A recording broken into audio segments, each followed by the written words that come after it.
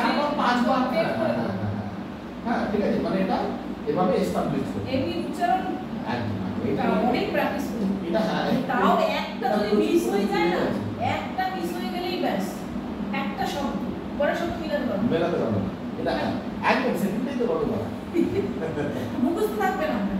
মানে আপনি যদি না দেখে গাইবেন হবেই না কারণ একটা শব্দই যদি আপনার এদিক ওদিক হয়ে যায় পরে শব্দ মেলাতেই পারবেন এমন শব্দগুলো তো একদম রিলেটেড গানটা দুটো কোনটা কি বানিয়েছে কে বানিয়েছে আমি সেটাই বুঝতে পারি না না একটু রিপিট করবেন না না না আমি করে দিচ্ছি একদম রেডি